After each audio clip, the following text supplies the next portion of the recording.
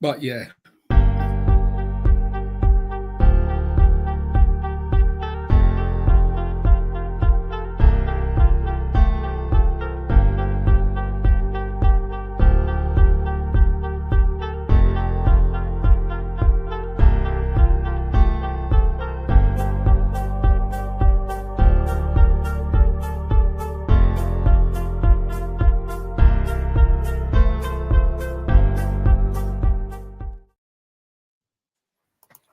Good evening, one and all, and welcome to another edition of Cop Talk. Yes, we are back each and every Thursday. You know what? It's only one place to be at the hours of 10 o'clock.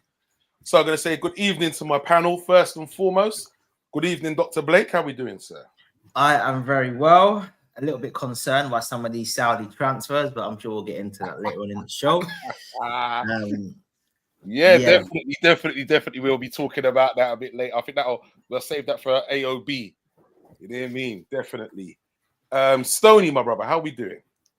I'm good, man. So I know when before we came on here, when we was in the green screen in the studio, when you were giving your interviews to our American audience, you had a lollipop in your hand. What flavor lollipop did you have there, RT? That ain't no lollipop, bro. That's my floss stick. Oh, man's picking out his tea on the TV. Lollipop there, I keeps it real, bro. I keeps it real. No airs and graces, bro. I keeps it real, 100. No messing about, bro. Gotta be done. It's all good, man. It's all good. Gotta be done, man. Trust me. But yeah, man. It's been an interesting week. Bit up and down, but you know what? Second one, well, we'll wait to get to the second one anyway. But the first one, Ipswich. At one point, a few weeks back, I thought, you know what, this is going to be a toughie. I was watching how they were playing. They were giving teams a tough time. They were very hard to break down. But I don't know. I think Manchester City burst their bubble, man. And just crumbled. You know what I mean? They gave them a crumbly, but that was a 5-love, innit? 6. Yes. Was it 6 they gave them? A domino score? Yeah, it was 6. Yeah. Okay, yeah. And then they ain't looked the same since. But before that, they was giving teams a bit of trouble, man. And then obviously up against the Reds, 4-1, man. Talk to me about the performance, lads. I think I'll be honest. I think my predicted score, I think it was 2-0 to Liverpool. Yes, it was. I think it was 2-0. It's always strange when we come up against teams. I think the first game that we played against Ipswich was quite interesting. I was kind of looking. Yeah. So I was kind of looking to see certain position matchups, right? So Ipswich play a similar formation to us, 4-2-3-1. So I was looking to see how they've got. I'm not even going to give the impression that I know how to pronounce the young guy's name, but on their left side, they've got a young player that was at Aston Villa, and prior to that, he was at Hull. I just wanted to see what his matchup was on the same side as Trent. I also like Hutchinson, who was at Man City. He's all right. He's all right. No, he's all right. So not to say that he's tidy. Yeah, not to say that I was thinking that he was going to give us problems, but this young player is Hutchinson. I think he's progressed so much. So I really want to try and see what he was like from the first game of the season when we played him to how they function when they play us again. So it's a mad thing. Yes, I expect our team to win, but I also want to see how McKenna's got his team kind of set up in it. So that's what I'm trying to see in terms of those matchups. Phillips, God, I don't like bashing people. I wonder what his level is, and I wonder if Bielsa had managed to get him to where he was at his peak. And now he's just completely leveled out. He's never going to be that player, I think, where he was at Leeds. But for that game anyway, Artie, I think the original thing was about the game. Even though Gakpo got the brace, I was more happy to see Dominic playing such a free-spirited role, and I was really happy to actually see him get off the mark. So I was happy with the performance, happy for Gakpo, but really happy for Dominic, man. That's all I was thinking about that game for myself. Most definitely. Before I get to Doctor, I was going to say good evening, CW. We know that the one-liner king, he's here. We're all good. Thank you very much. And good evening, VW, man. Good evening, VW. Good evening, Mark Foster. Nice to have you on board, sir. And Chris said, yeah, he did say 4-0. Yeah, he did actually say 4-0. Do you remember, peoples? Hit that like, that share, and subscribe. Okay, Doctor. What did you make of that game? Yeah, I thought we looked a lot more fluid again in our possession playing in terms of how we were creating chances. I know it's Ipswich, so it's kind of hard to gauge, but I just generally thought the way we moved the ball around was actually really good. And our way we kind of won second balls as well, our intricate play, our press resistance, I thought we were really, really, really good. And I actually think we made the game a lot easier than what it may have seemed, simply because of just the technical ability of the midfield. I thought, yeah, Gravenberch, Mac, and Dom were just exceptional. And the way we could just literally play in really tight spaces, because Ipswich were very compact, very compact. But I just thought, yeah, our technical brilliance and the way Slot had set the team up, I think really kind of almost was a bit of a injustice to Ipswich, because I almost feel they were better than what we allowed them to be, but we were just that good. So yeah, I was really, really happy, and echo what Stoney said about Dom. I've been screaming for ages, just let the man shoot, let the man shoot, let the man shoot. The man shoots, and guess what? He scores. So yeah, he shoots, he scores. Wait, Press come through looking like Shafter now.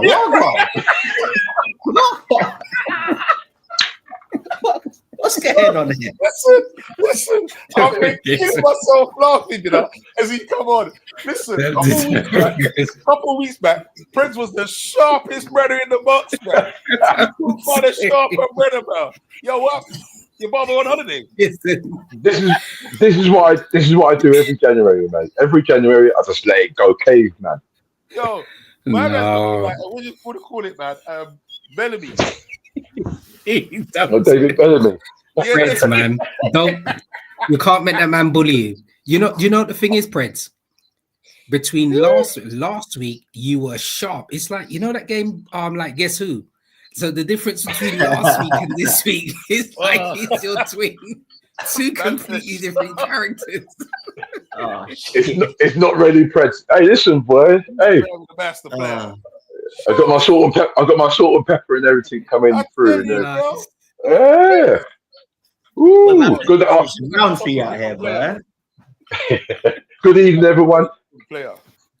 So, gentlemen, we were just talking about Liverpool Ipswich, and that was Preds.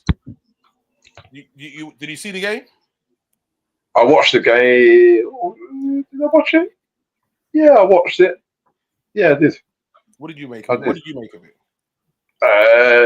I think it was something that I was disappointed that we let it go in. You beat me to it. I was going to get to that. I was going to give everyone a chance to talk, and I was going to get to that. I'm glad you're on the same page for once. Yeah, it does happen sometimes, honestly. But it's more entertaining when we don't. But anyway, moving on. The game was, I think we were in second gear, really. We was in second gear. We moved the ball into each other a couple of times, but you saw the golf in teams when we just kept the ball, and every time they got the ball, they gave it away again. Maybe that's a case of, we wore them down. Who scored the first goal? My memory's gone now. Who scored the first goal? For us, Dominic. Dominic, yeah. Yeah, Dominic. And again, see, this is another demonstration of when we actually hammer players, the next week they come up smelling the roses. It's a consistent pattern. Every time we hammer a player, and Dr. B last week, so he wasn't sold on Szoboszlai, but he comes through with his left foot. Was it left foot? Left foot, yeah. Yeah, left foot. He said, let him shoot. Yeah, let him shoot, and he will shoot. I've been screaming, let the man shoot. One of the best shots in Europe. Shoot. Yeah. Shoot, mate. But you know what? Look, ultimately, we got the job done. Like I said, it was just disappointing that we didn't get the clean sheet. Why do we have to why do we have to let goals in against these lower league teams, man? It's soft as well, isn't it? It was so soft. Yeah, it was from a corner as well. CW says you can understand the cautious predictions as we make it hard work normally against relegation fodder. Yeah. I mean, yeah, we used to always struggle. Not struggle, but we gave them encouragement. Whereas this time around we're kind of, with the way we play in regards to keeping possession, smothering teams, and I've never, like, to be fair, I'm still getting used to seeing Kanate or whoever's Kanate and VVD like in the final third when we're attacking. Very aggressive, isn't it? Mm-hmm. So aggressive. Very aggressive. So yeah. So I think the difference was the two games. The difference was first game of the season. You know, as it is. Always these newly promoted teams, they come out 199% at you in these first few games, trying to get something all over you like a rash. They got energy for days. And also, we were then new manager trying to settle into his new tactics and whatever. In the end, the quality showed through. It wasn't a great performance, but we got the job done. Now, I see it as the team's gelled. They understand what he wants to do. Ipswich now realizing that, this ain't no joke up here. You know what I mean? And now the results showed with the difference in the score of it being 4-1. A lot more fluid, chances taken. You know what I mean? I think that's it now. That's it for them. I think they're done, to be honest. I think they're finished. But yeah, you could definitely see the two differences in the performances now, beginning the season and now. But tell me, man, talk to me, man. You see Dom, man, come on, man. Was that a man of the match performance? I think that's one of Dom's best games so far this season. I think, and as like Doctor said, I think it was so cute the way in which he executed that, rolling it from the base of his right foot and then finishing on his left. And I know before we were linked with Dom, and I'll hold my hands up, and I've said it on lots of occasions. My knowledge on him was quite limited. So Doctor kind of enlightened me on his attributes. But what we've seen is that he's been able to play in a series of positions. Whether the number 10 is going to be his favorite position for us, we'll wait to see. But he just seemed to be playing with grace in that game. And as you said, even though I think the man of the match would probably really go to Gapco, it was just nice to see Dom settled, man. He functioned in that number 10 really, really, really nice. So yeah, it was just good. I was just really happy for him, to tell the truth. Okay. How did you see Dom's performance, Doctor? Yeah, I think to echo what Stoney said, I would probably go with Cody as man of the match, but Dom runs in very, very close second. But in terms of what those performances could mean for our season, I think Dom's showing was probably more important. And I just want him to grow into that role, because I just think he's clearly a player that has spent the majority of his footballing career being the best player. Hey! He's that Prince, what's going on, bro? Hold on a minute. 1 minute I'm in microwave beeping while he's live on air. Next time it's a Buzz Lights go. Yeah. No, that's the air fryer, I believe. Oh, air fryer. Either one. Boy, the man's warming up his McDonald's, yeah. But I don't know why man's warming up his Big Mac. Fam, why are you warming up food while you're alive on air, bro? Well, at least I didn't come off the air. At least I didn't come off the air and eat, and then come on air and just a whole lot better. Yeah, you get me. It's a whole lot better, bro. No, I'm just getting it ready. So when we finish everything live and everything, yeah. It'll be Anyway, chopped carry. by them, bro. No, not in my air fryer, brother. Not in my air fryer. I paid top dollar. I paid top dollar for You this. finish in an hour and odd minutes, yeah. You must be cooking the toughest meat out there, bro. Hey, you mess up my flow, bro. Because I was gonna dip in and dip out and just eat, but you mess up my flow, so I'm not gonna do it now. When you put my head there in the background, this me, yo. This man's not speaking. I'm gonna air fryer flexing you now. Put it in the air fryer, bro. Air fryer, you like, Yeah. man, watching I must say, it definitely was one of Dom's best performances, and for me, I think he needs to stay there and keep playing in that position, man. You know what I mean? It's got to be for me. That starting three has got to be Grabs, Matt 10, and Szoboszlai. It's got to be our starting 10. Yeah, Szoboszlai. Yeah, Szoboszlai. I've always been a supporter of him, and I've watched him and seen him on TV for his national team and for when he played for. Is it right? Is it Leipzig? Yeah. Leipzig, and he was playing in a variety of different roles as well. So coming here, I saw that the confidence wasn't always there, but I think it's one of those where a new manager's come in, he's got new tactics, and he's kind of just getting used to these new tactics. But the one thing that you'll never ever doubt as a Szoboszlai is his work rate. Oh, 100%. 100%. Yeah, his work rate is second to none. So where you might get a little dip in quality, you're not going to get a dip in work rate because he's always going to be there. Now he's starting to combine the two, the work rate and the quality. Okay, gentlemen, tell me, because I didn't really know about him before he come. So when he was at Leipzig and that, was he scoring a lot more goals and was he assisting a lot more? I think it was probably about the same, innit? So I think he was one of the players that was always playing probably like 35 games plus, right? But I think in terms of his goal output, he was always probably getting about 10 goals a season. And that's probably in line with what he's probably getting at Liverpool. I think the first season he probably got at 7. And I think he's probably on about 4.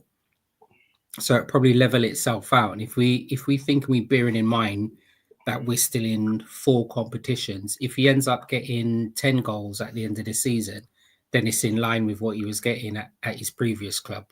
So yeah. Yeah, because I'd say he's never been what I'd call a great goal scorer, but he's a scorer of great goals, right? Yeah. But I think the major difference, though, if you compare him at Leipzig, was just how many shots he would take. But don't get me wrong, he would sometimes have his kind of what I'd call Coutinho moments where he's shooting from 35 yards all the time. But that's been my biggest frustration, has just been his shot volume. Like, I don't care if you miss a couple, but for somebody with your ball striking and your technical ability, I expect to see you trying to beat your man in tight spaces and getting off shots. And it was the fact that he wasn't doing it. That's why I was getting frustrated. But I just feel like... Do you think that's down to the manager? So I think it's down to him a little bit. And I just think, I guess the point I was going to say earlier is, I think he's always been the best player in his team. And he's always been able to be like a bit of a soloist, right? And I feel like he comes to Liverpool, he hits the ground running, and then somehow he kind of loses his confidence a little bit. And I just feel when you've got guys like Salah to your right and you've got Trent, I think it's easy to kind of fall into a role of deference and just giving these guys the ball as opposed to making something happen. Trent's always screaming for it. Mo's always screaming for it. He has a defensive role where he has to cover Mo's lack of defensive output, especially right now as Mo's staying quite high up. So maybe he kind of got into that water carrier mentality. But I just feel like when fans talk of you, if they're talking about your work rate first, something's going wrong. Like, we didn't spend £60 million for your work rate. Yes, that's an added bonus, but we spent that money for your ability with the ball and for you to make things happen. 100%. You're not Jordan Henderson. Like, if I'm seeing you and you're playing like Henderson, it's not working out for me. So keep on trying, and just show your ability. That's all I ask. Show your ability. And yeah, no problems for me. Great performance from Dom. Even VW says that Dom had a great game. CW says, yeah, it was certainly one of our best Premier League performances of the season. Only one winner. Got the job done in the first half. Training session game with all due respect. It's back to me. Hold on. Listen, that's press regenerated in one bloody week. Listen, I couldn't believe it, mate. I had to double check and who did I let into the studio. Powers are strong though, bro. Because in 1 week, I said the powers are strong, bro. Because in 1 week, bro, you got some mad growth there, boy. You sure you know what? Some kind of low cucumber juice in the summer. Are you sure? I'll be taking a spoonful of black seed oil for the last couple of weeks. You see? Okay, that making sense. Making sense. Okay. Things working though. All right. Well, obviously. A question from Vinny. Is Ryan the most improved player in the league? Absolutely. Yeah. Not in Liverpool, in the league. Yeah. I'll tell you what. There's two most improved players in the league. I'll tell you who it is. The first one is Ryan Gravenberch, right? And the second one is the boy from Fulham. Is it Sander? Bender? What's his name? The one who came from Sheffield United. He plays for Fulham now. Huh? Midfielder. Yeah. I know you're talking about. Yeah. Sanderberg. Yeah. That's him. The two most improved players. But obviously, I think. Yeah. But Ryan Gravenberch is by far, he's adapted. He's shown how flexible and how football intelligent he is, and being able to actually then do a job that a manager wants, but not just do the job, but surpass, I think, everyone's expectations. Do it to levels, and not only that, but also play centre half.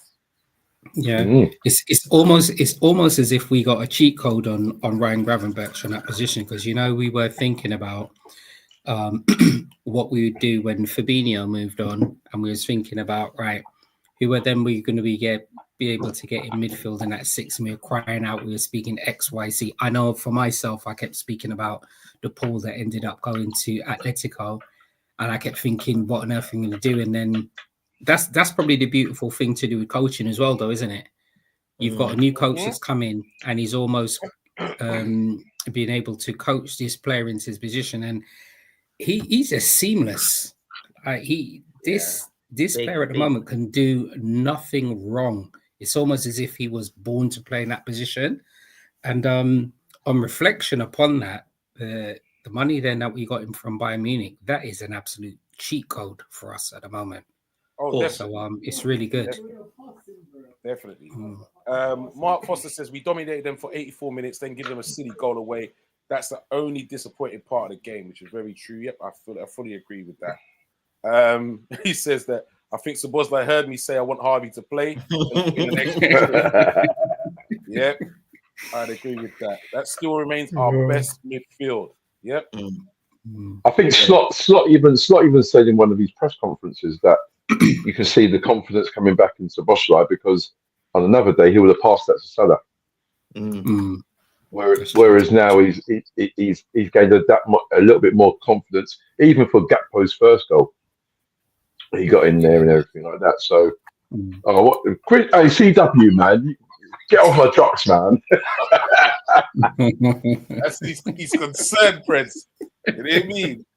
Device people in the background, Liverpool highlights, carrying on, a lot has changed since last week. From the time I put in comments, there's a list, I know. Hey, CW, how you know I'm watching Blood Clot Liverpool highlight group, boy? You can hear it, bro. That's why.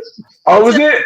It's a new headbuds, man. That's crystal clear. Listen, that weren't coming through your headphones, bro. Everybody could hear it. Yeah, it was a bit loud. The missus was watching Coronation Street, weren't she? Doctor, Mark agrees with you, mate. The goals he scores are not normal goals, screamers, mainly outside the box bangers.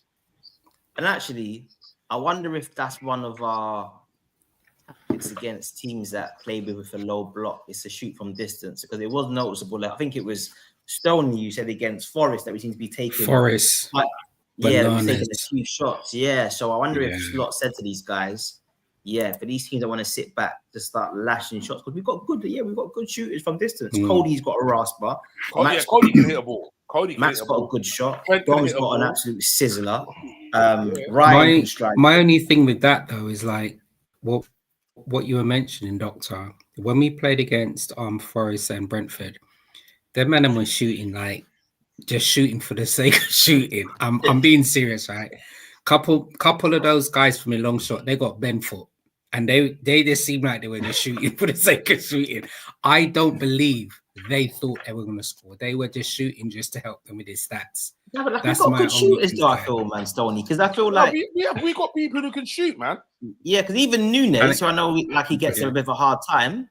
Nunes has Okay. actually got a very good long shot from either foot, from either angle as But well. half of Nunes' shots, those balls are in my back garden, and I live in London. That's my only concern. Nah, do you know what? When he shoots, you hit quack, quack.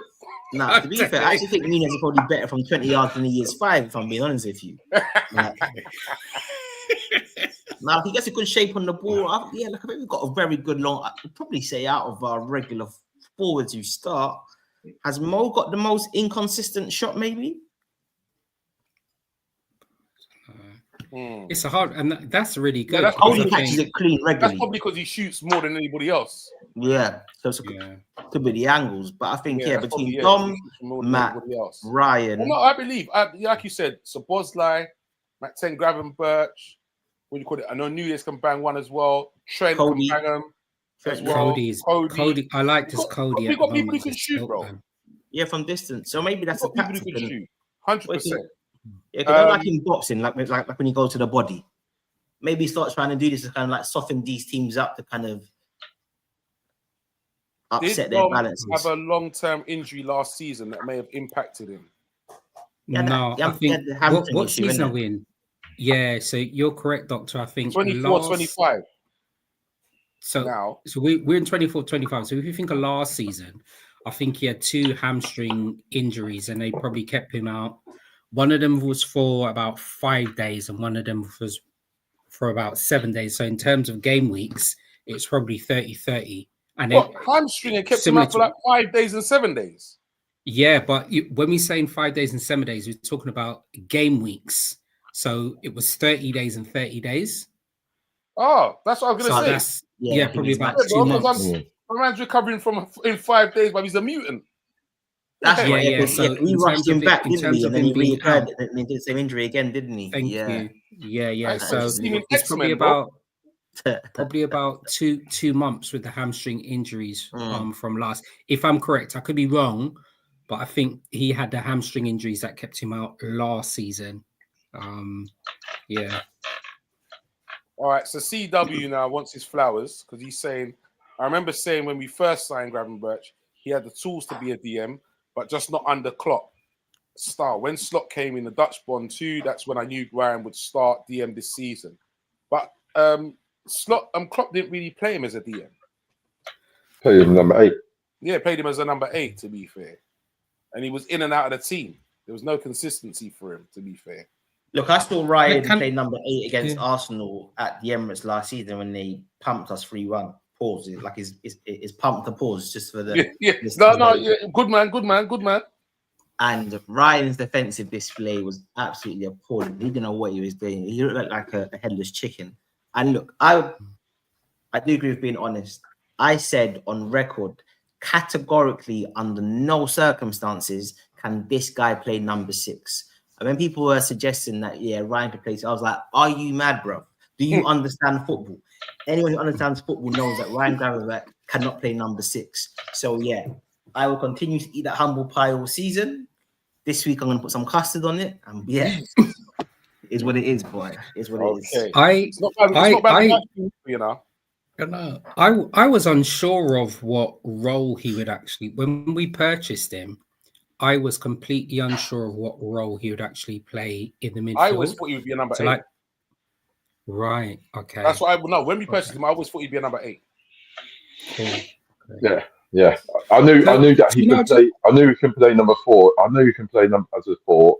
He has done for Ajax and centre half. He played for Ajax centre half, but majority of the games he played as a number 8. So yeah, it seemed like he was going to come in and just play the number 8, but he had those abilities to play as a DM.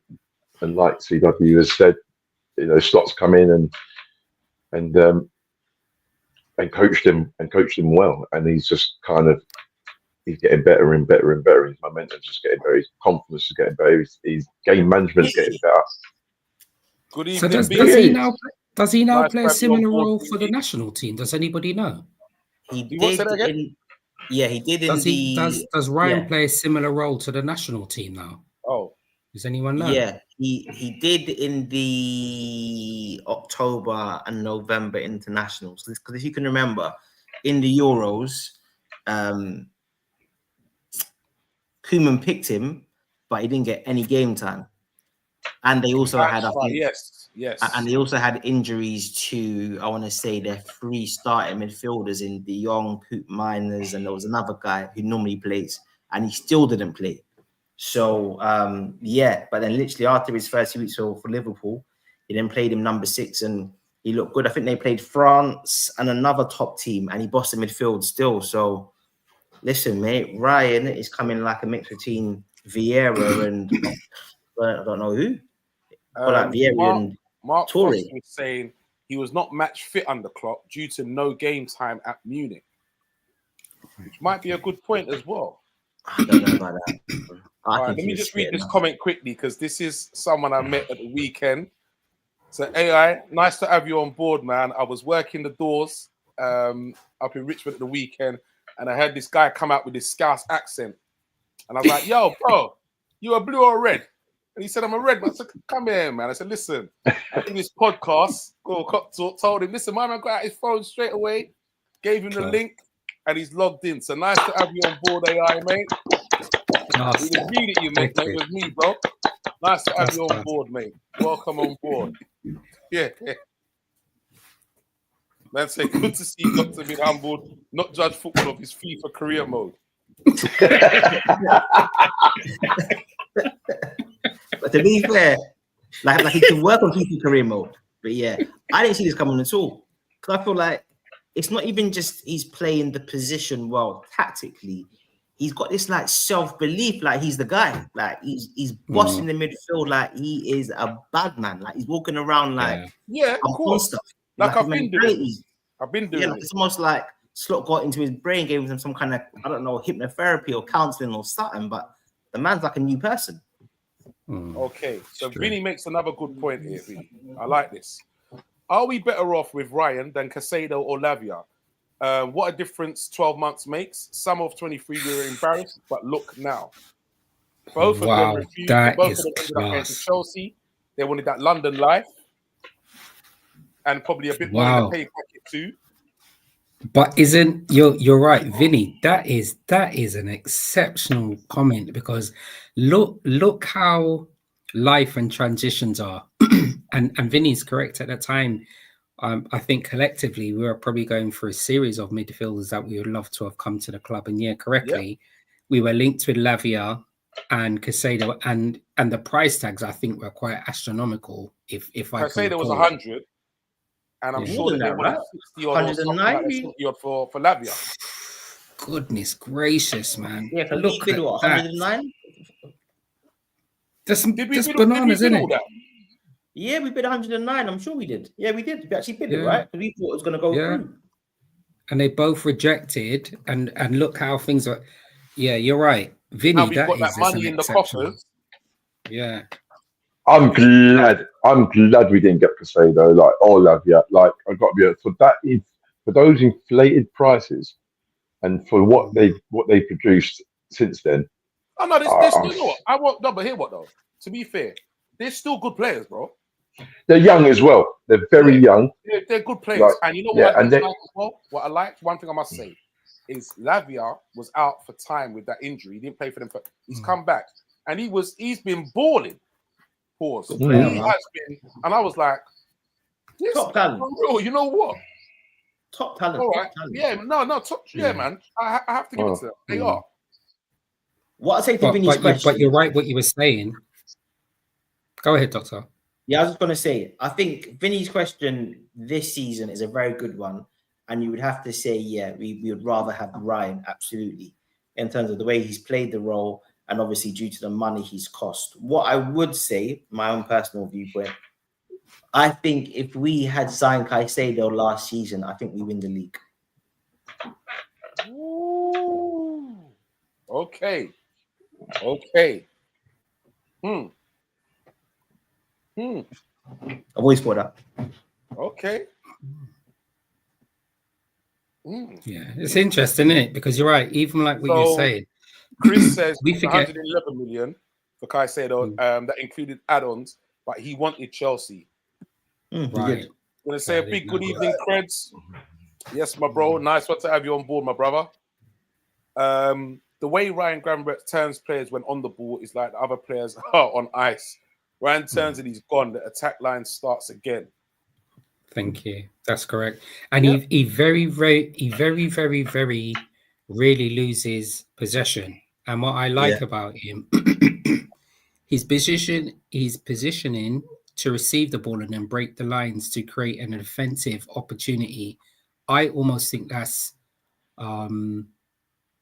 not highlighted enough. And even if you look at him, the way he wins possession, he never ever goes to ground. You don't see him being muscled off another one, or anything like that. This is a player who's 22. Reading the game. He's 22.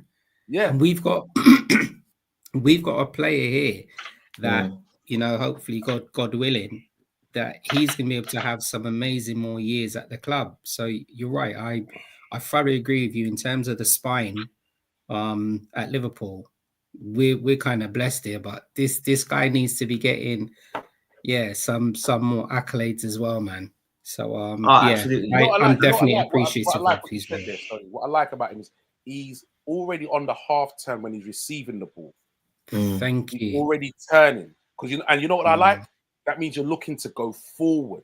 I remember back in the day, there used to be a complaint about, especially that when Redknapp that was playing. This crab football of sideways. Oh my gosh, it was so annoying. Do you know the difference it makes when you look to go forward and pass the ball forward on the opposing team? They're then backing off and worrying about what you're doing going forward. When you're going side to side to side, now we're all back, 11 players behind the ball. You have to start again. When you're breaking the lines like that and turning and you're going forward, you've left some players up front. You're on the attack, bro. They've only got like 4 or 5 back. You're causing problems. And you're right. I agree with you. I think in terms of the position where he's playing, I think it's quite difficult to receive that ball and actually turn with the efficiency that he actually does. So I agree with you. That's obviously a credit to him as a player, but also to how he's being coached and how he's understanding the system that Slot wants him to play in. But it just works. And you know what, brother? His fitness is there. He's playing every single game. Yeah. I don't know, like he's eating some nice little patty and bulla or something like cocoa bread with that. But his fitness is nice because he plays every single game effectively as well, man. So praise be on that, very man. True. It's Definitely. even like what do you call it as well? Gakpo. He's always ready to go. Yeah, 100%. Struggling with injuries at all. You understand? Gakpo's on the same thing like Shalaba. Them men are into they're into their Bible, they're into their preaching, and whatever's happened with them, they're in a good position. But I agree with you, Artie, man. We've got a lot of players at the moment in terms of output, productive output, positive productive output. We're in a good position, man. I think that's just the way we play now in regards to even the centre halves are playing through the lines a lot more. You know what I mean? And you're seeing Konate running with the ball at his feet. Thank you. Yeah, it's true. Yeah. You wouldn't have seen that before. And people were saying, oh, you know what? He's just a bully boy. He's a defender. Like they were praising him. He's a good defender, but they weren't giving him no credit for his football skills. Now my man is putting his foot on the ball and running forward. And I'm like, wait a minute. Okay. And this can only be down to coaching. Mm. Yeah. Absolutely, absolutely. But Obviously, coaching and confidence in the team as well, I must say. The next LFC versus Chelsea game will be a benchmarker in terms of progress of the midfielders on both sides, says Vinny. interesting point. That's interesting. I don't know what was Vinny. You're going to be the best person to say this. I don't even know when the last time we played Chelsea what the result was. But is it just going to be Was against? it 2-1? 2-1, yeah. Yeah, 2-1. 2-1. 2-1. Okay, cool. Tight Okay. game. It was a tight game, and and again, it was early in the season. Right. We hadn't fully gelled yet, but it was early in the season. But we won 2-1. Okay. But I've been waiting for that. I've been waiting for that game to come round. Actually, Stamford Bridge, yeah, of course. I've been waiting for that game. Well, we got them in May, innit? We got them at the beginning of May. The next game. Because when I was saying beforehand, when I was looking at things, I was saying that, boy, right now I thought Chelsea had more complete squad in the league. When you look at them putting out a second team that includes like people like Nkuku, Yao, Felix, and all that, you're like, hold on a minute here, and you're not taking the mic. Come on, you know what I mean? So they got choices and whatever, and I also believe that they've got a good manager now as well, who knows what he wants. You know what I mean? Good manager, and that was a team I was actually worried about. But you know what I liked about him? He was realistic, and he said, you know what, we're not ready to win the league yet. We're not ready yet. He's working on it. He's not ready yet. But because we beat them, it's going to be a very interesting game. They're going to be very much up for it. All I'm saying with Chelsea, they got the open up. I think people have to be realistic with Chelsea. They spent over £1 billion. They got 2 different squads. So if I'm hearing Maresca and any of their players acting like poor humble pie and trying to eat like food out of their hand, I ain't falling for that, because as I said, they've got 2 squads. They can play a squad in the league and they can play a squad in Europe. Man, I don't feel no way. If anything, in my position, they're meant to be up there in the equation. They're meant to be up there having a conversation with us. Yeah, anything more than that, when you got a man like Sanchez in goal, bro.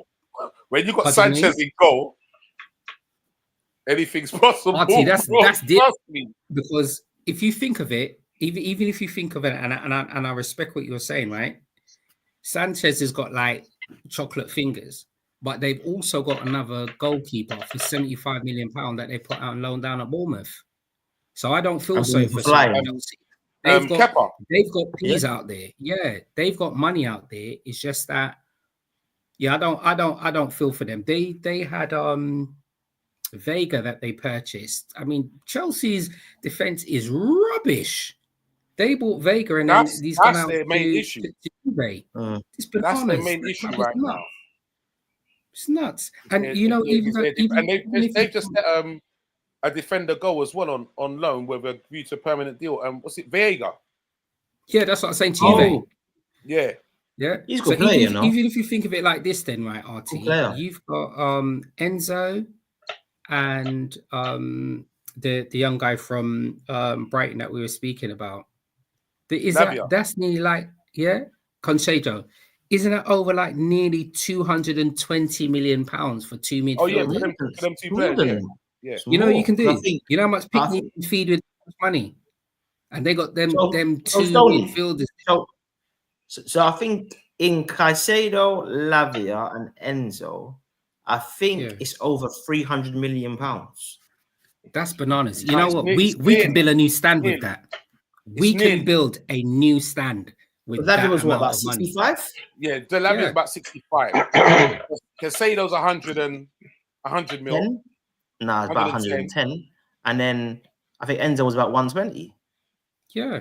That's 2 new stands. We could move crazy money. You see the problem with that midfield though, is it's too industrious, and there's not enough. There's not enough quality on the ball going forward with that midfield. And that's probably why they look. Lavia's got that though. I think Lavia's techie, man.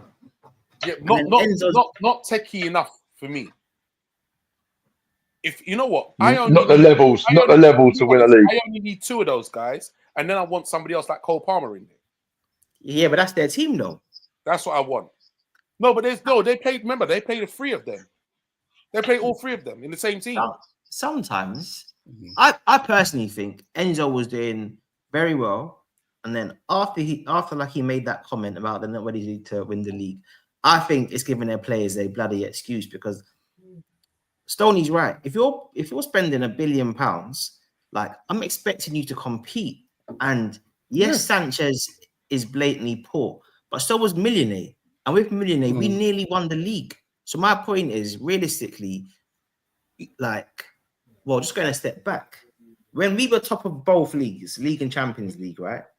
I was seeing pundits saying that Enzo Maresca is manager of the season. That's what they were still advocating, right? So you've got crazy depth, unprecedented depth.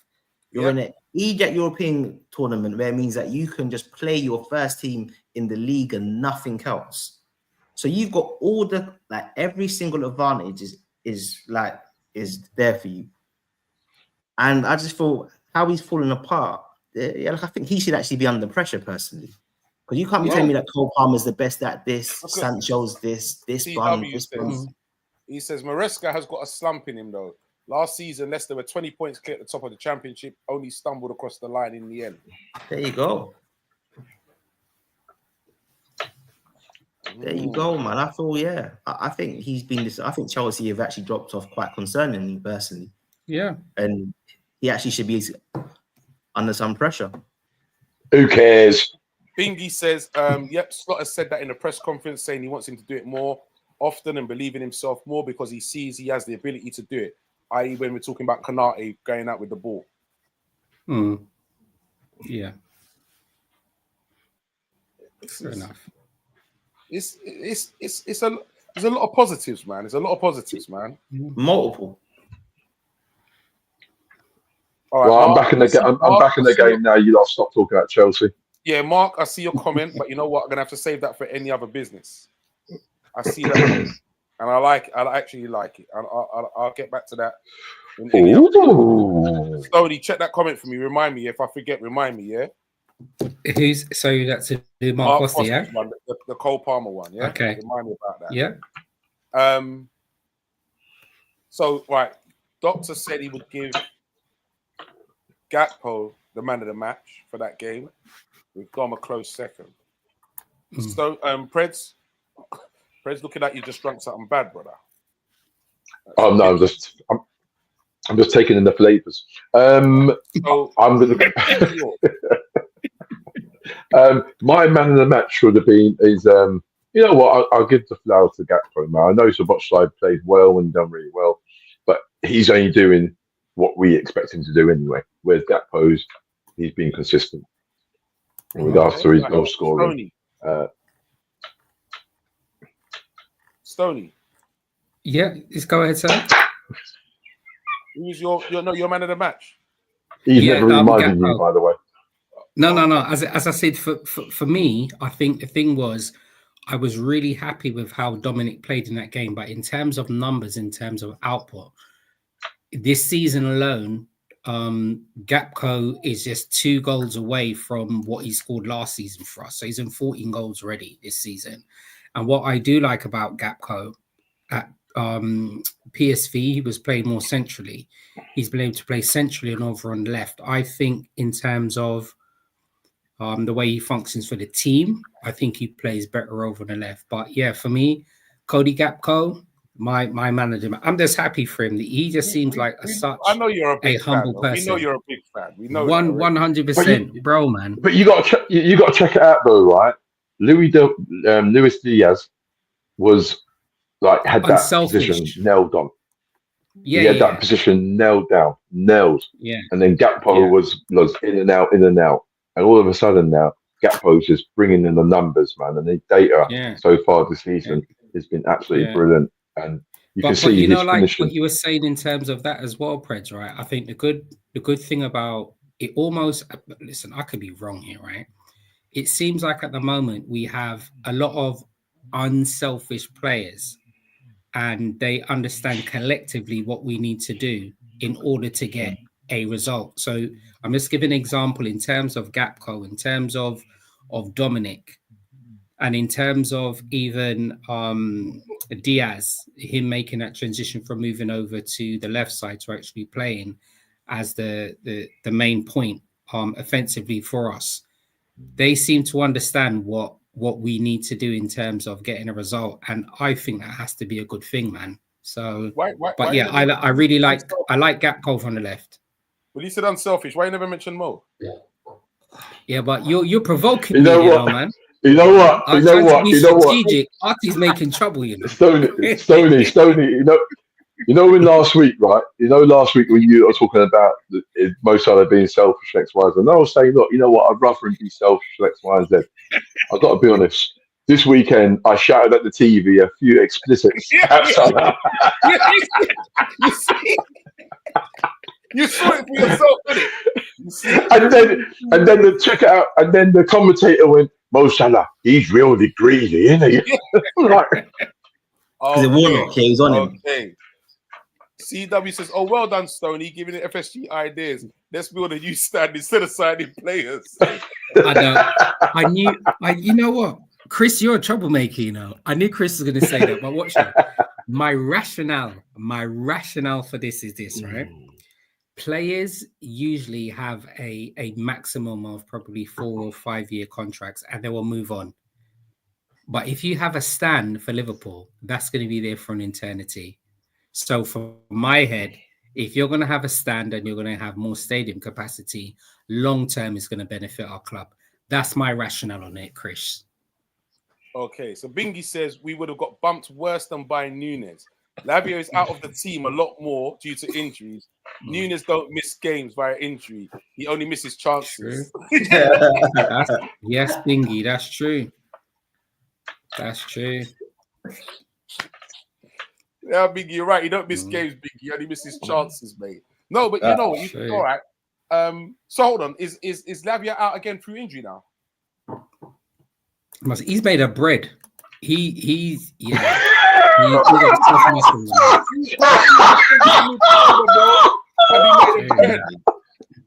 Damn. Can't be a defensive midfielder and be made of bread, bro.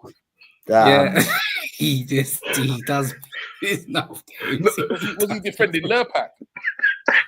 I think so. You know what I'd say though, with Lavia, he's still a very young player, isn't it? He's still young. What's he, 22? Nah, he's young. But he's had a lot of, put this way, so right? the year that we went in for him, right? So no, I think you're right. I think he was 19 when we wanted him. So that year that we went in for him, the previous season was his first full year as a pro. That's correct. Yes. You're right. That's how he made it. So but he was so highly rated that I think Southampton, I think they spent 20 million on him before like he'd even kicked a ball for Man City. Yeah, he was a pro. He was a pro at 17. Yeah. He was about 19, 20 now. Like he's young. He's young. So like so this would be his third season as a pro. Right. Okay. But you know, even going back to like what you were saying as well, Doctor, I think I know, like, you know, years back, one of the things that Liverpool were quite guilty of was having players that were sustaining a lot of injuries. So we're just giving an example when we had Melo on loan, or what happened when we had I'm just, you know, you see what I'm saying, right, Artie? Oh my So God. even when we had Thiago in terms of injuries, and then if you're thinking about Lavia, yeah, I understand that he's a young player. I think he's about 21. At Chelsea, he's missed probably over 200 days, and that's just to do with these hamstring injuries. So I think if we were going to did he not go there injured? Yeah, he wasn't match fit. He wasn't match fit. He wasn't match so fit. Yeah. If you think of it, based on what you guys were saying in terms of what we would have paid for him, we would have purchased a player in our eyes that would have been a first team player that would have been injured and that would have been unable to have played for that long period of time. That's bananas. That's like some Tottenham recruitment, man. Yeah, we it's couldn't true. have been doing that really. True. We would have been in trouble. We would have been So- in trouble. Cred says that the talk that Slot may not win Manager of the Year if we win the Prem is madness. I don't want to hear it. Absolutely. And 100%. CW follows that up by saying Maresca nowhere near Manager of the Season, Iriola, Nuno, and Slot up there at the moment. Iriola's doing good things at Bournemouth. He's Man. doing bits. Mhm. He's doing bits right He is now. still. He is. He's on He is. smoke. Mm. 100%. He's on smoke right now. Oh, Hope that smoke goes out on Saturday, boy. I'm telling you, Gakpo says, CW says that Gakpo was his man of the match. Yeah, agree with that. Okay. Another one there. Okay. I look like, to be fair, I look like Nuno to Raj. You know who? Yeah, Bro, listen. Gakpo for sure, but Trent had a great game for me. He had a few good ones since the Man United. Track him back properly. Keep that shit up. Okay. Good point, Brett. Good point, man. All right, Fritz. Good point.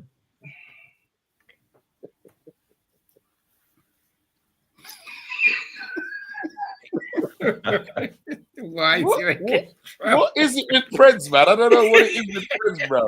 Ah, fucking hell. You know those ones when he's in the shower, he's still drinking the egg yolks, bro. That's it. Preds lost it. Hey, Oh, good. the egg yolk, man, it does wonders, man. Where you go trying to catch a chicken.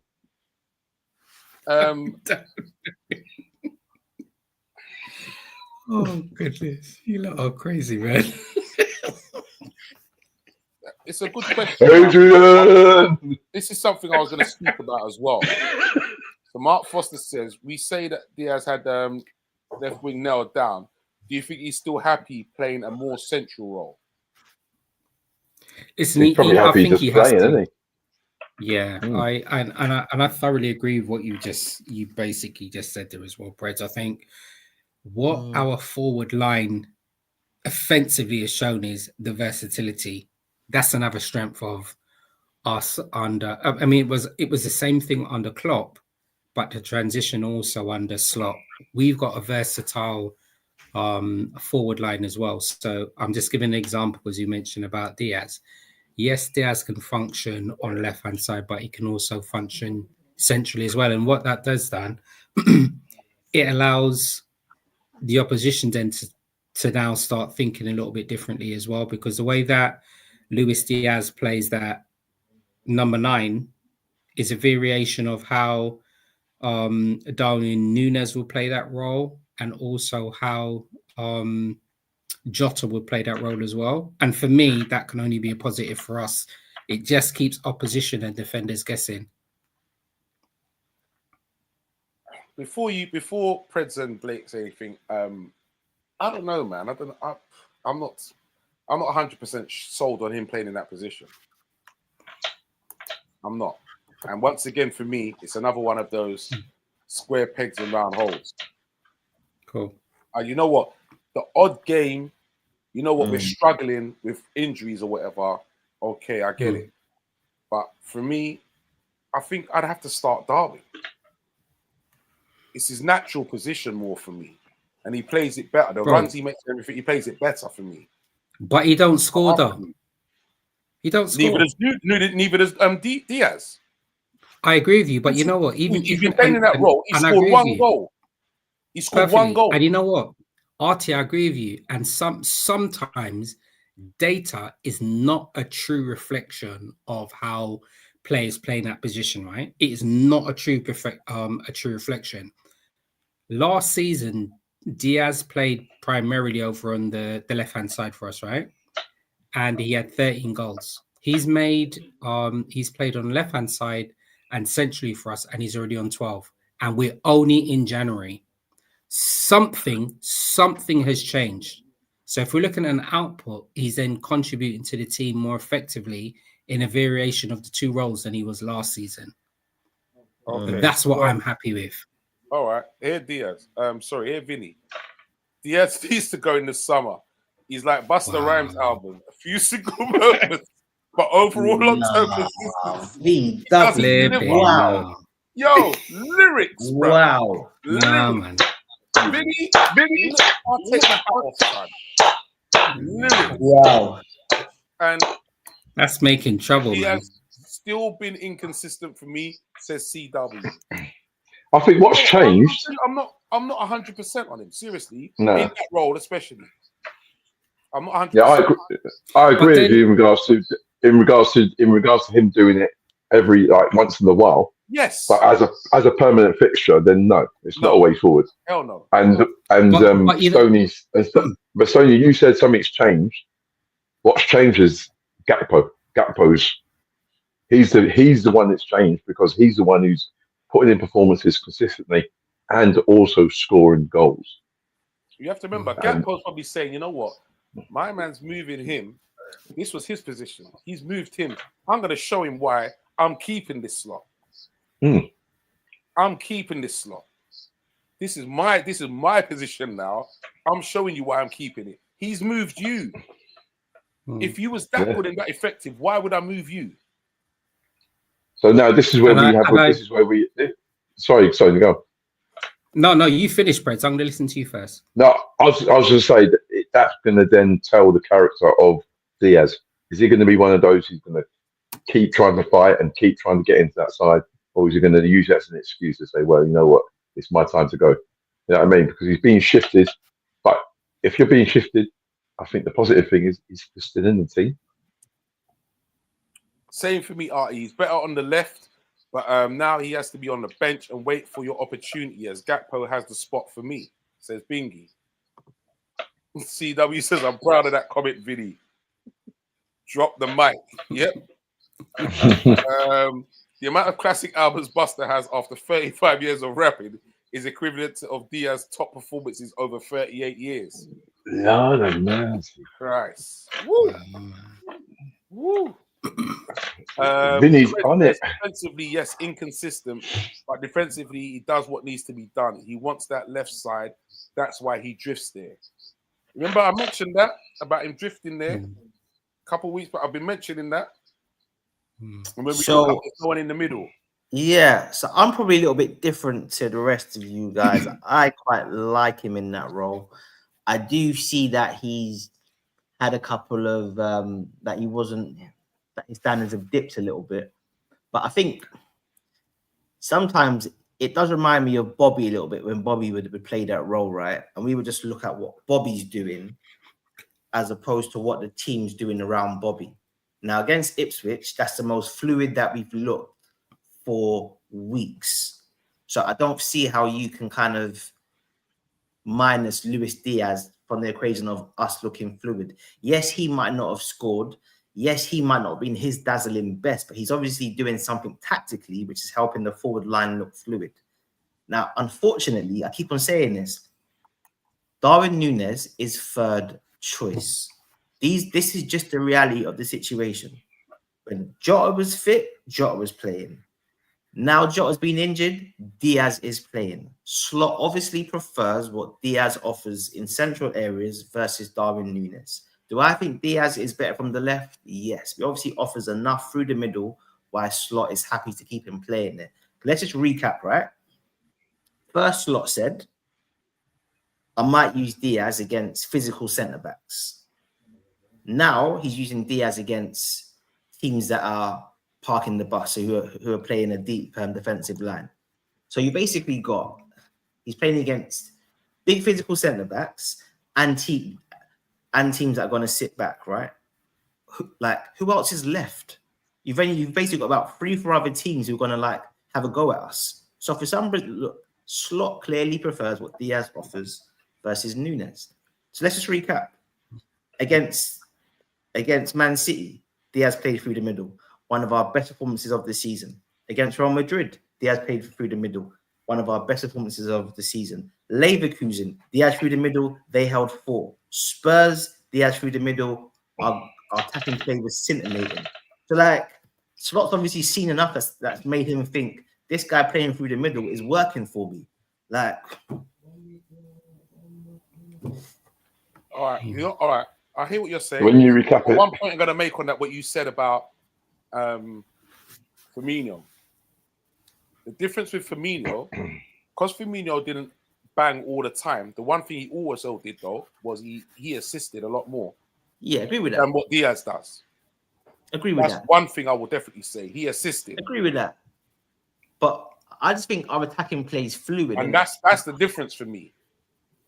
Oh, yeah, agreed. I just think in Slot's mind right now, and I could be wrong, unless there's going to be an opportunity for Nunes to run in behind, I think he's going with Diaz. So if he thinks that you're going to play a deep defensive line, he's going with Diaz. Bournemouth is Bournemouth are quite attacking, right? It's not coincidence that Nunes was sent to play PSV and Diaz was left home to rest in it. So Bournemouth, even if Nunes was fit, he's going to go with Diaz again. Now, I feel, because I was in a group last week and everyone was saying, yeah, Diaz is struggling, man. Like, I don't know why he's playing him. And I was saying, look, if there's one manager right now who you cannot question, it's Arne Slot. We can have our opinions, of course we can. But the man has come in and is badding up the place. So if he thinks Diaz should be playing over Darwin Nunes, who is not delivering, and it's not like Jota's like, so my thing is, listen, if it was a case of Nunes versus Jota, cool, isn't it? He's playing Diaz over Nunes if Jota injured. I'm just like, the man's seen enough. The man has seen enough. I hear you. In saying that, I would play Nunes in certain games over Diaz, especially against Brentford. I would have started Nunes 100, but clearly Slot's liking what Diaz offers him in that role. And the man's top of every league, boy. For real. BW says we were spoiled with Mane and Salah, and he's saying basically Diaz is a shadow. Yeah, it's different players. Different type of players, though. He always looks confused, but he has my support to get us the title. Who looks, Vinny? Who looks confused? Diaz looks confused. Diaz or when he plays that false nine role, basically. Right. He's saying that he looks confused. So you know that means that Diaz is going to like score a brace this weekend, right? Like just the way the form goes. This is what we do, gents. This is what we do. Yeah, we hammer them and then they come good. Oh yeah. The thing with Diaz, long may continue. Don't get me wrong, I can see that parts of his game are a little bit inconsistent. I do think this year it has been better, but the guy has got great feet. He's got pace running behind. He's got quite an inventive technique where he can improvise off the cuff in tight areas, and he's actually decent in the air as well. So, like, he's got attributes to do well through the middle. Like, all right, let me put it this way to you then, and then you might see what I'm kind of seeing. All the same things that we're saying about Szoboszlai, but we're not seeing the end product enough. Yeah, exact same way. We all know Szoboszlai's got the techers, he's got everything, blah blah blah, but we weren't seeing the end product, and that's how I'm feeling right now about Diaz. It's fair enough. Yeah, I'm not for 1 second am I doubting his ability, not for 1 second, but right now I'm not seeing the end product. So I would agree with that. I do think his individual level has dipped in recent weeks. I do think that versus how he was playing, say, a month ago. Well, let's just use to say like the Spurs and the West Ham games. He obviously he was peaking around there. But I just think even if he's not at the peak of his powers, there's certain abilities that he possesses why Slot keeps on playing him versus Nunes. And I think it's because of the way he can link the ball, and I think it's the attacking fluidity of the forward line. And I think Slot probably trusts Diaz in possession in central areas more than he does Nunes as well. Oh, definitely. I'd agree with that. The way that Slot wants to play football and more control of the ball, hold on to the ball, I definitely have to agree with that. Diaz all day long. So I feel this is why he's in the team. And yeah, I think Bournemouth, he'll start again. And even if Nunes, because apparently like he got sick last minute against PSV, right? I think even if he wasn't sick, I think Diaz is starting against Bournemouth as well. 100. All right. He said, I hear you, doctor. Diaz is Buster and Nunes is Spliff Star. I'm not cussing Nunes just for the. I'm He's just saying what excited. Slot's doing. I'm just saying what Slot's doing. Man. Okay, so right, gentlemen, we spent a long time on this game. Let's fast forward now to yesterday, last night's performance against PSV, a team who are, I think is it 20 games unbeaten or something like that? 20, 21 games unbeaten. Even though it's a dodgy league, but all the same, you can only beat what's put in front of you. You can only beat what's put in front of you, as they say. True. Before I sent it out to you, I must say I was so glad that like all them players were left to say, you know what, get a rest and whatever. They needed that. Definitely, especially people like Gravenberch and VVD for me, Kanate as well, not being back too long from injury. Glad that they got a rest. And Gakpo though, big up Gakpo because he begged to play. Obviously, being his old club and that, I respect that, man. He begged to play. You know what I mean? He got taken off anyway, so he could have a little rest. But yeah, man, glad that certain players got a rest and glad that some of the youngsters got some football. Saying that, I'm still disappointed now seeing the game that we didn't get a result still, even if it would have been a draw. I'm still disappointed because I don't care. I still feel we could have got a draw out there. Absolutely, bro. Do you know what? You know what? It's so good you guys are saying that. I was having a conversation with work at somebody else, and I already know that they're tuning into the show. So shout out to Sherwin. I already know you're tuning into the show already. I wasn't overly concerned, and the only reason why I say that is this, right? And you've mentioned that already, Artie. We've already qualified. We've got a game coming up against Bournemouth next. Yeah, so this is the opportunity for other squad players to have the opportunity to play. And what we would have seen in this game, I'm only saying one player probably would have played out of position, and that's in terms of Robinson playing centre back. I wasn't overly concerned, right? And the only reason why I say that, we had control with Gakpo. You know, rightly so. In my personal opinion, I think it was a penalty. Dispatched it fine.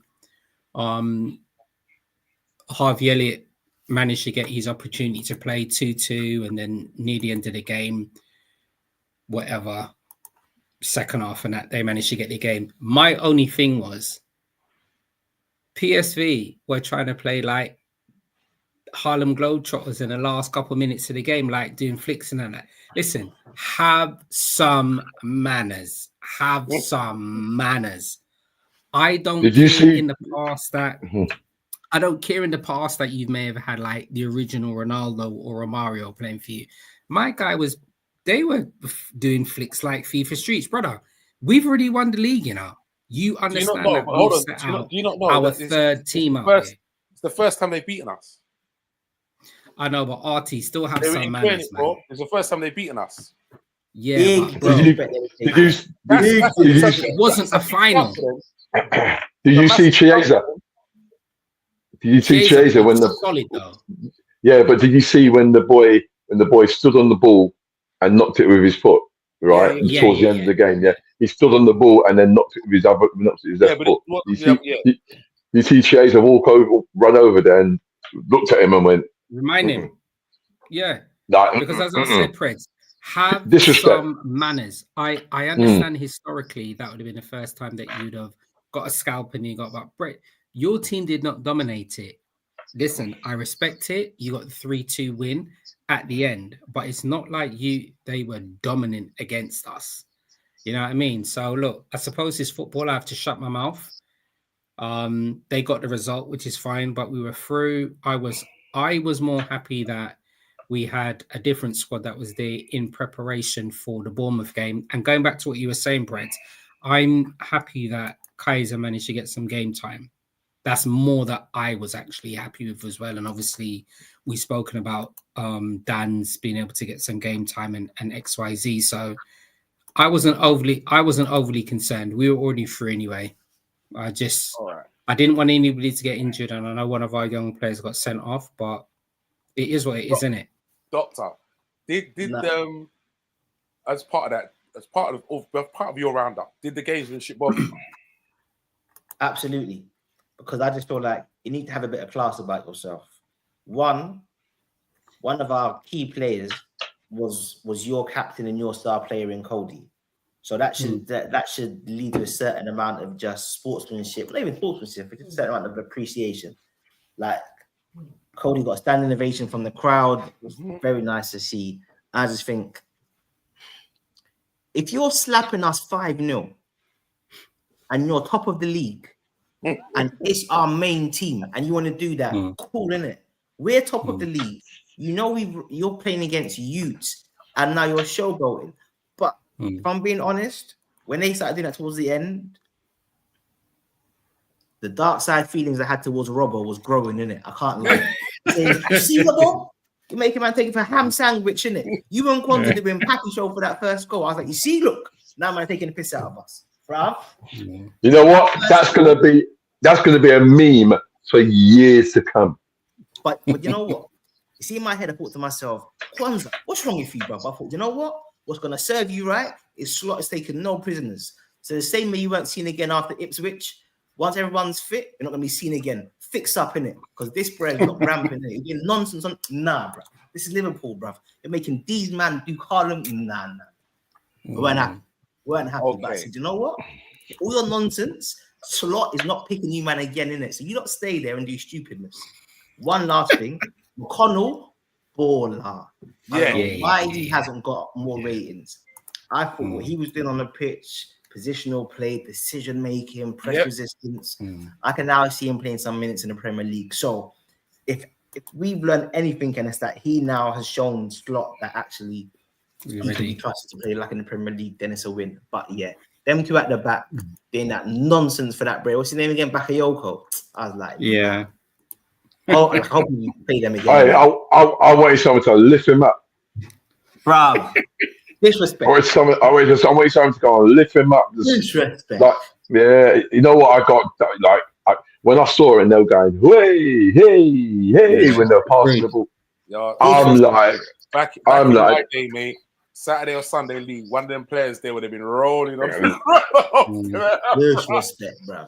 He would have got the lift. Roll time. Well, I'm telling you, try that crap. I'm telling you that. But you know what? But you know what though? I see a bit of both sides. It was disrespectful, but also a lot of them guys who were doing it, they're young. Yeah. They were young as well. If they weren't seasoned, they were not seasoned pros. Do you understand? So I was thinking, all right, cool. But also, you know what I mean? From my point of view, for my team, stick one on them then, bruv. It's true. You know what I mean? And you know what, RT? You're right, and also I think the other side of it, we've all played football at different levels as well. Sometimes you come up against a team and you don't care whether they've got their first team in. If you're at an advantage, you know what, you're gonna milk it. I listen. I know I've been in that position. PSV 3, Liverpool 2. It doesn't say Liverpool B team. Liverpool second. It says Liverpool. It's true. Thank you. It's true. And it's the first time they've beaten us. Yeah. So first time they've beaten an English team. Is it? Yeah. First time we've beaten an English team? No, I think the last time they beat an English team was Tottenham. Right. No. Right. Oh, well, that's standard. But you're right. This is the first time they've ever beaten us. But I agree with you, Lee, in regards to on both sides. In regards to look, they're young, and I really do hope that someone at PSV has took them aside and gone, look. Thank you. Do you know go and enjoy yourself. Yeah, it's not a done thing. You know what? All right, next time, that's not a done thing. We don't do that. No, we don't do that. No. Yeah, I mean, they was enjoying themselves. But I listen. I've been involved in games where that's happened, and I've seen players get lifted up and then said, "Yeah, mind yourself." Yeah, of course. Yeah. Bring them back down to earth, as we say. CW says, I don't care, didn't care less about the game last night. As I said last week, would have started the dinner ladies. I was chilled watching it. We finished 2, we qualified. Didn't care. Yeah. You know what? I enjoyed. Yeah, I enjoyed watching it because it told us a lot about the youngsters coming through and how they're playing. Like Dan's came and run his little socks off, bless him. And Tyler Morton was playing as well. Elliot got 90 minutes. Chiesa played as well. So a lot of players got a lot of minutes. The only thing, and I'm really happy to see that those players got performance. The result was irrespective of the result. It was just the players playing. But what it also showed me was maybe that we need to go and get another squad centre half, another senior sort of centre half, because. Well, I'm coming to that bit as well. Okay, all right, fair enough. Well, 100%, I am coming to that. Yeah, Robert was like Patrick Truman slipping on the shop floor, letting Bakayoko score. Yeah. Nah, that Terrible. was comical, bro. Terrible. Comical. Yeah. You know, it was one thing that they both did the exact same slide. Exact same thing. Yeah. Terrible. He said, but you know what? No change, bruv. You know what's so interesting, and Doctor and Artie both said the same thing. Isn't it interesting that collectively, primarily our first default is about Liverpool defending, but then the other side, the duppy for the goal was nice though, because he sent both of them to the shop with no money. And then the finish was so nice, man. No money, bro. He sent them for burgers and said, "Don't forget the ketchup." Yeah. I'm telling you.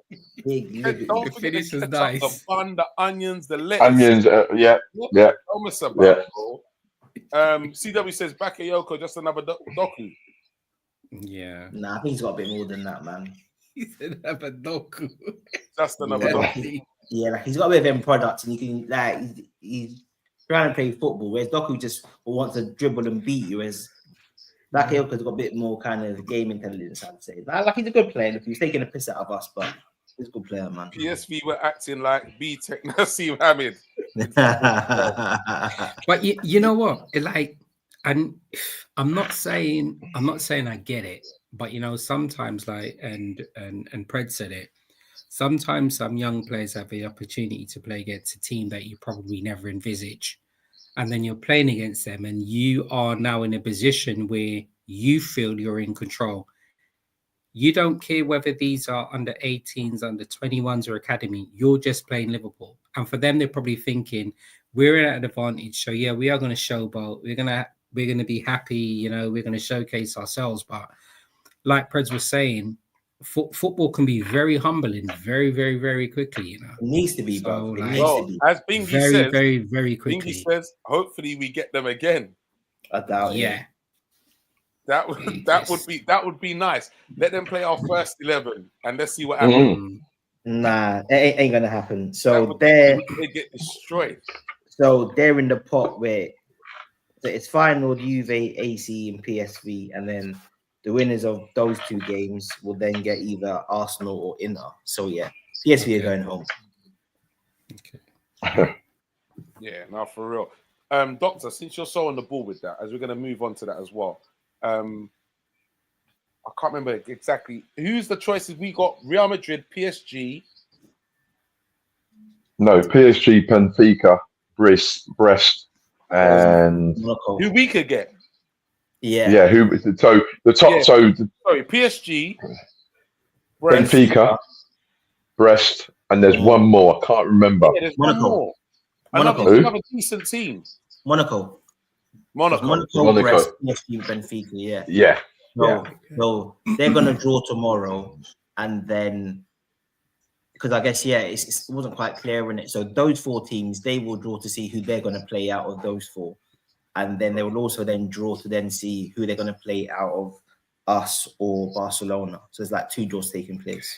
All right. So, gentlemen, sorry, you know what? I know it's getting on, but you know what? I have to ask these questions now because it's very intriguing, man.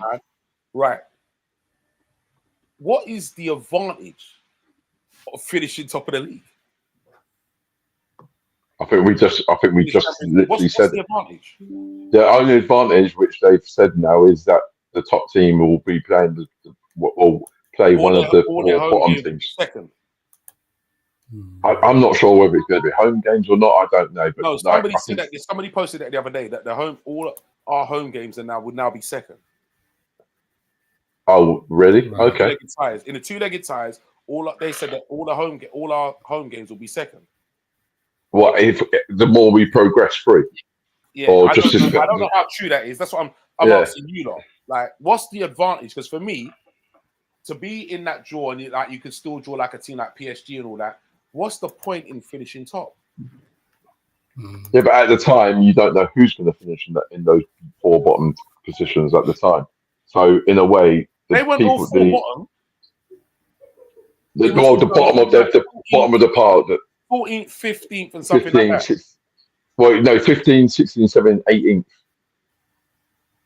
So those four teams who finish in those positions, the top team will get one of those, and then everyone else will get the draw in it, or whatever pot it is.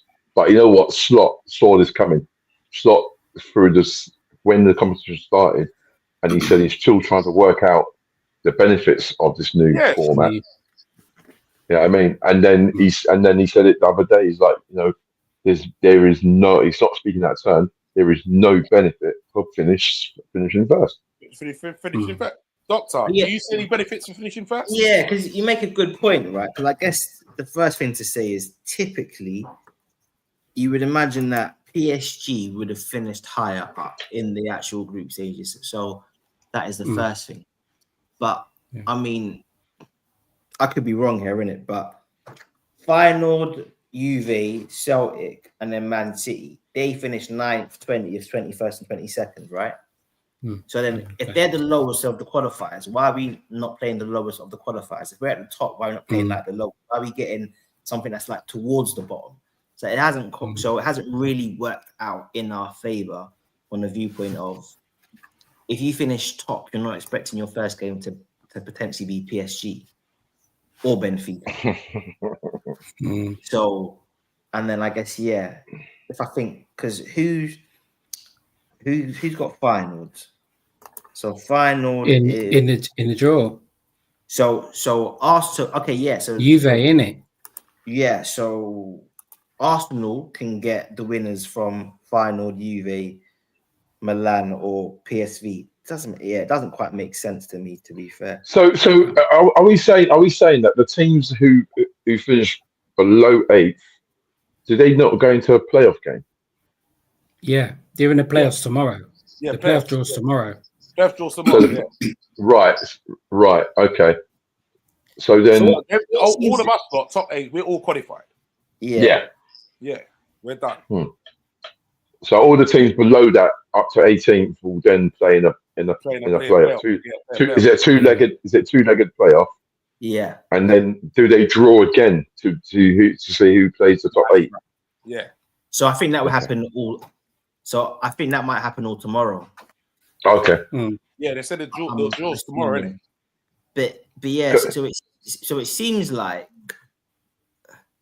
teams that have finished lower than us, the teams so from that top 8, they can either get a team that finished higher than us in the league, and then a team that finished lower than us, that finished lower than the teams that we've got. Sorry, I'll start that again. They can get a team that finished higher than the teams that we've drawn, and the teams that finished lower than the teams that we've drawn, which doesn't make much sense. So if you look at Arsenal, so Arsenal and Inter, they finished 3rd and 4th, right?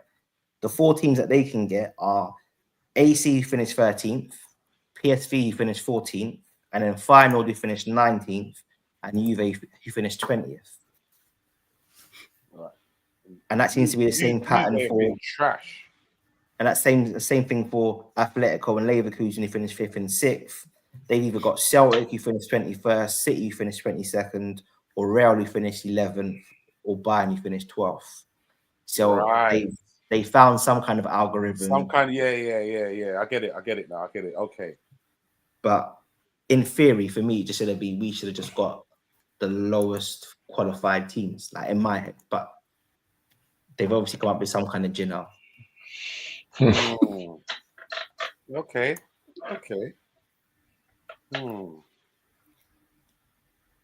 See how this one's going to work out now. Well, And PSG looking good. I can't lie, man. I think PSG's a hard game for us. Of course it is. Very hard game. Of course it is. They've improved, man. Dembele for me is probably But one of the most CW says that we'll beat any one of them. He doesn't care. I think we'll beat PSG, but I think it's a tough game. Like they've improved, man. Their front three and their midfield is proper. So if the teams expected to be in the top 8 was all there, we would have had an easier group. But I'm still happy with who we could face, says Bingy. And like he says, PSG, Monaco, Brest, Benfica. Okay. Interesting. Just seems an odd way of doing it, but well, that's why they changed it. It's like it's a change, and people are talking about it. They're not going to change. They're not going to change it. I think they might make some amendments next season, but I mean, look, it is what it is, isn't it?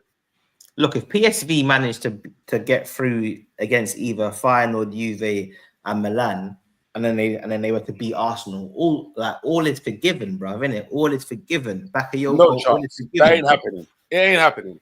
Of course, it's not. But you get me? Like if they were to beat Arsenal, all is forgiven. All is forgiven. Ain't happening, mate. No chance. Not that team there. I'll tell you that now. Yeah. Okay, so we're gonna move on quickly to any other business before we then. Last thing we're gonna do is give our predictions for the big game this weekend because it is a very big game. So, Stoney, what was that one that I asked you to remember from Mark Foster, please? It was to do with Mark Foster. What happens if Chelsea? So if Chelsea don't get Champions League next season, yes. What happens? What do you think happens with Cole Palmer? Cole Palmer. Do you think he's going to want out if Chelsea don't qualify for the Champions League? For me, no. I did see one of the Chelsea kind of YouTube content saying that. I just don't think there's a market for Cole Palmer. Like, I just think because of the way football is at the moment, like, if you assume that the top 4 is going to be Liverpool, Arsenal, Man City, who have we got to finish 4th? Can Villa creep in there? I don't know. Okay, let's say Villa, and apparently this season, 5th place should also get Champions League as well. So let's say even Newcastle or Bournemouth, for example. Okay. I can't see any of those teams. Check them comments for me, please. Yeah. Yeah. I can't see any of those teams moving for him. I wouldn't be surprised seeing Cole Park. What's his name? Cole. Oh, blimey. Cole Palmer. Sorry, I was talking about Carlton Palmer. I can see Cole Palmer being at Chelsea for a long time. I think he looks at home. Same. Yeah. You know, he looks settled. He looks like the team's been almost kind of been created in and around him offensively. And I think it will take. I agree with you. I don't think there's anyone in the market for him at the moment. But Arsenal, no.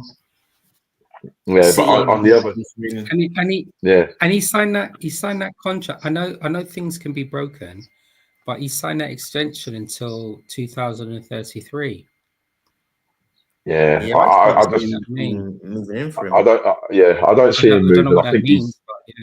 You know when you get some players, who move clubs and they've started really well and they're doing well, and you know the supporters obviously love him, and I just think he'll be there. He's settled in really well. So agree. I agree. I think if Newcastle didn't have the PSR issues, I could see Newcastle moving for him and putting on some big money. But with their financial issues at the moment, I just don't see a market for him. Real ain't going to go for him. If you think Chelsea are going to want they'll probably want 80 to 100 for him. I just don't see anyone really spending that who would be playing Champions League. Palmer going back to City, they will sell KDB. I don't think that's. I don't think he would. Well, you never know. You never know because it might be that Chelsea might have Man City might have a buyback clause on it. I don't know whether that is now because they've obviously got an extension, and that might have changed. I don't know. 8-year deal. So 8 year deal. Yeah. Oof. Yeah. That's them deals with the Yes. devil, An boy. absolute fortune. Yeah. 8-year. You'd love to have an 8-year contract, isn't it? Oh, That's just listen. You know, you're right. That is just that's legacy money there, really, for him. He's set up for him and his family and whatever So he's created. Chris Welsh says that don't let these long contracts fool you. Haaland isn't staying at City for 10 years. When Mbappe starts crying at Madrid, we'll bin him. Haaland in. Easy done. Actually, on that, any other business, yeah, I think I potentially, due to my frustration of how Mbappe had started for Real Madrid, I think I may have prematurely written him off. He has looked at the business. Pause, if that's a pause as well for the pause people out there. He's been on fire. Another pause. Like, Hold on. yeah, He's been the business. What, against who? just in terms of like just recent games, just like his actual, but in terms of his actual level of performance has picked up. Yeah, And I just but think against who? they haven't played against great teams, but I feel like because of the way his game is, it doesn't matter who he's playing against. Whereas before, like he was struggling against poor teams as well. I just think his individual level is so high that if he's on form, then like he's on form against anyone. Like a handful of defenders can stop him. Like if he's really tuned in, BBD being one of them. But nah, he's got better. His game is tighter. He's moving the ball. He looks a lot more kind of dynamic again. So yeah, I think we're going to be a problem this season, boy. What do you think about Madrid Oh, fans sorry, go on. him on already. They don't mess around. Nah, he's sending it back, man. Mbappe ego stinks. He's the president of his own fan club. Listen, like he's even working back now and tackling and pressing and yeah. What do you think of? What do you think? Sorry, quickly. What do you think of Arsenal putting in a bidding for Watkins? Ollie Watkins. Yeah. You know. Let me tell you something. Arsenal, and I don't mind saying this. I know a lot of Where's Arsenal. Owie, you listening? Arsenal are the you are as much of a joke club as Tottenham, and the reason why I say this, right? Remember when Arsenal tried to bid for Suarez and bid 1p over the asking price? So for me, I think Arsenal would have. I reckon Arsenal would have had an inkling in. Villa got the two main forwards, right? So we know that Duran is now going to Saudi. Did I really think Aston Villa was going to let Duran and Ollie Watkins move away from their club? Absolutely no way. Absolutely no way. Arsenal are the biggest joke club out there. Ollie Watkins don't need to go to Arsenal. Stay at Villa under Emre because you're going to win more honours at Villa than you will going to Arsenal. Wow. Arsenal are absolute. Wow. Arsenal, and hear me, Arsenal are an absolute joke club. You know what? Knock them down and take a Tesco Express. For me, I'll be honest. I don't even know if he is. I don't even know if he is what they need. I'm looking at him. He again don't need to go there. I'm looking at him again now. You know, like that second season syndrome, and he's not as. See, I was going to say something after that. I have to say pause. He's not as good. I have to think about it.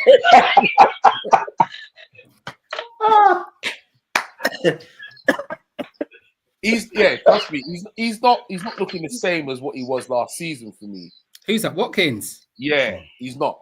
He's got end product, but you see the situation with what's his name? Arteta. He next season he's gonna be like some washerman washing out some dirty woman's baggies over some river somewhere in South America. Wow. He's not that guy. And I don't know what the issue is with these people at Arsenal. I'm just saying that, and I'm quite good today. I'm calm. I don't know what this thing is about Arteta. He's just behind. I don't understand it. Not one bit. Anytime anything comes to do with Arsenal, Artie, for some unknown reason, it just irks me. It's some Mickey Mouse club, man. Mickey Mouse. Hold on. All right. So you see when Duran now, is that not a cheeky one where you could say, all right, then you know what? Why don't we offer like 30 million and you stay in the Prem, bro, and you get a chance to put one over on Villa? Who, No, Arsenal? because guess what? No, Duran was on. He's probably in a similar why would you want situation to go to. now? How old is he? No, he's 19, 21. 21, But 21. Artie, And you're gonna go watch to this. Saudi. Artie, watch Yeah. this though. He's almost in the same situation that what was the young guy from Brentford that went to Saudi? Tony. Ivan Watch Toney. this, right? Tony's not young. Watch this. No. Watch Tony's this. not young. No. Watch this. So Duran was. I'm talking in football money, right? So Duran was on 50K at Villa. He's 21. He can now go to Saudi and get 300 grand tax free. He's 21. Even if he's there for 4 years, 25, he can then come back to the Premiership afterwards. Him and his legacy and his family is there, done, set up, and he can still continue to do How much it has your today. game declined in that time? Bro, it doesn't matter. You've set up a legacy for your family. Me with my little old self. Stop that talk, man. You're sounding like No, sell out. I'm not. Stolen, bro. No, me with my old self. If I'm gonna pick up those racks to set up my family, I'm going with my old little Brockfoot self to Saudi to pick up racks. You are earning already. If you invest wisely, you can set up your family. You do not need to sell out and mess I disagree up your with career. that because you do not have to sell out and mess up your career. Artie, you've got people that you can invest in that will teeth your money, brother. So investing don't make no difference. You have to be smart with your investments, bro. But if you're investing, you're trusting somebody else's expertise, and there's big gunmen out there that'll teeth your money. So it's not even about that. Hold on. You're a sensible brother. I know this. You're all sensible brothers. What's one of the most sensible things that we all can all invest in? Property. Bricks. Property. Thank you very much. You don't. Can I say something? I'm going to counteract that because Louis Saha did that when he was at Man United, and what happened? The property market in Spain crashed, and his money and his peas went. Where did you say? Louis Saha. He did it. Where did you say? Yeah, that's why. Thank you. I wasn't talking about that was Spain, the hub. bro. But at that time, it was the hub. Here, do it here, and you don't need to be. I ain't spending my money in Hull, man. To do that. You know what? It'll be interesting.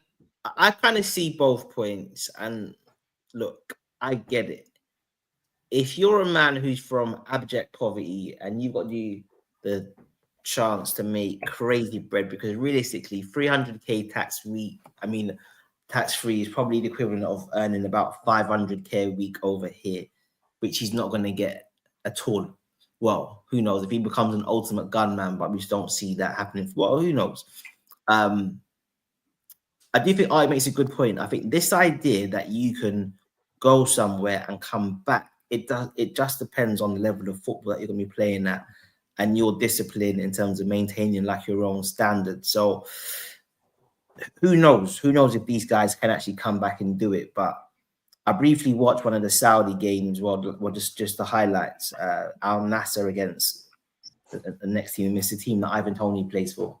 And bro, the stadium was about 20% full.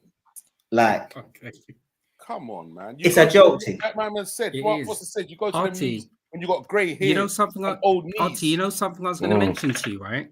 And you do have a valid point, Artie. And you're making me almost having conflicted views to myself. But just hear me out on this, right? Do you remember when Tevez went to China? I was watching a documentary on that, and what Tevez was basically saying is his motivation to go to China was he was responsible for looking after 60 families in his own country. So for him going to China, the finance that he was able to accumulate in China helped to fund those 6 families he was responsible to in his home country. So you know, like what were you saying? Duran's young; he doesn't have to go. How old was Tevez when he went to China? He weren't 21, bro. That's I understand. Yeah, for 21, you're coming into the best years of your career, bro, and you're going to the lowest kind of league. Come on. Yeah, when you go like 21 and going to Saudi, like the level of the league is not. UK clubs don't consider the Saudi league as a decent level. Come on. Right. Yeah, Come on. like is it even Like, League Two? Tony's 29. I could, you know what? Fine, bro. I could understand. Yeah. 20. You ain't got. Artie, you ain't can got I'm you ain't going to got ask you a much provocative in you. question here. Endo as You know well. what? Artie, I'm going to push Artie's button here, right? Watch this, right? So I know that. No, watch this. Watch this. Hear me out, right? So I know that. I know that one of your sons plays football at a very high level, right? If your son was able to get a professional contract at Chelsea, set up you and your family for racks, right? But it meant that he got that contract at Chelsea, but may not get into the first team. How would that made you then feel about the opportunities for your son and your family moving forward in terms of a legacy? Bearing in mind, you know, like some young players at 17 get some astronomical contracts, but then they're not going to play for Chelsea's first team. They're not even going to get an opportunity to play for the under 21s, but financially, the family's set up. How does that present and thoughts to yourself? It would upset me because Interesting. Watch the pause there. it upset me because honestly, it upset me because it's not all for me. It's not all about the money because number one is when you're in that sport, you are on a higher level of dough anyway than what most of us people are. So you're number one, you're already doing better than us. Number two, it's a short career. And the thing what you're going to be remembered by is your playing time, not sitting on the bench. So that's never going to be a motivation for me. Remember I played all right, let me see. I'd say out of the 100% of the time I played, 80% of the time I played for free. Not even for free. 80% of the time I played, sometimes I had to pay. There's only 20% of the time when I was at certain semi-pro clubs where I actually got paid to play. And I would do it week in, week out for the love of the sport. So if I'm at a team and you're going to tell me, boy, I'm going to give you 50 racks a week. Bro, it's a no-brainer for me, bro. 50 racks a week. And I'm happy. But I think also as well, though, with the way, because obviously, what Stitches says to me, so like everyone knows Stitches, he's got two young kids who are in a football academy, one of the London teams. And even from what I've observed in it, because one of the Arsenal players I used to work with her, with his mum, so she would tell me certain things. I just think football, people are in football for the money because it does make so much money. You see the amount of mums and dads who are on the touchlines these days, in it. Well, I can't say all of them, but a lot of them are there because of the money that the game can make in it. If these men are making maximum 20 grand a week, then parents still ain't there in it. So I just think, for many people, it's a financial choice, isn't it? I think why I'm disappointed with Durando, me personally, is I just think for the age that you're at and for the promise that you're showing, in 3 or 4 or 5 years' time, or maybe less than that, you could maybe be one of the best strikers in Europe based on your current kind of. So if you were like a basic dude, I get it, innit? But I just feel like you could have ended up at a Barcelona the way you're kind of like the way it's going. Do you know the other thing as well, to go on to that? Where he's from, if you're here and say like, you know what, you get a big transfer to one of the top 6 clubs and they decide to give you 200 bags or 250 bags a week, your money back home, that pound is strong. What's wrong with you, Black? Your money is strong. And that's what I'm saying. But it's stronger in Saudi, though. It's all about, of course, your money now. Your game all now is about money and not about the legacy that you can leave in the game. So but then as a 21 now, and when he comes back or where he's gonna go somewhere else now, he ain't really gonna go to no top because no top teams are gonna be looking at him. His legacy is done.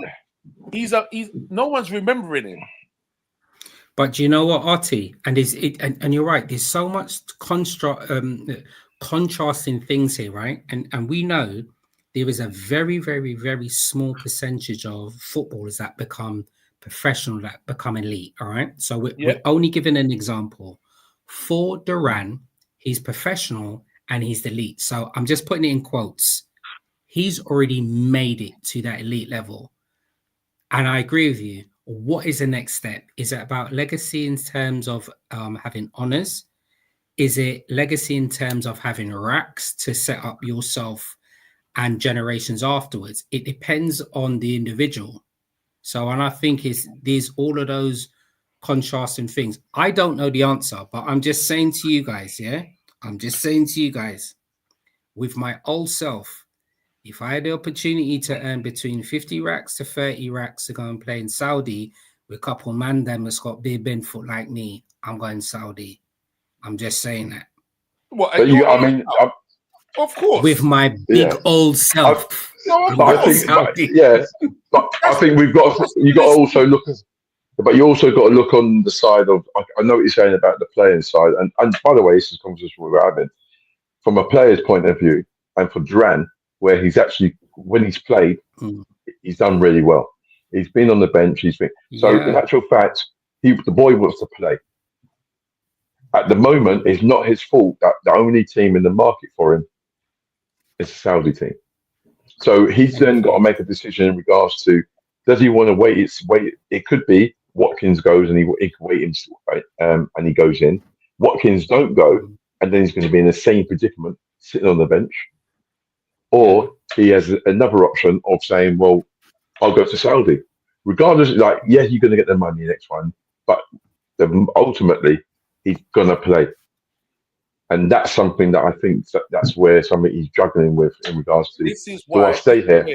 He needs to sack his agent then, because if that's the case, and I really want to play, then you know what? Find me a team, bro.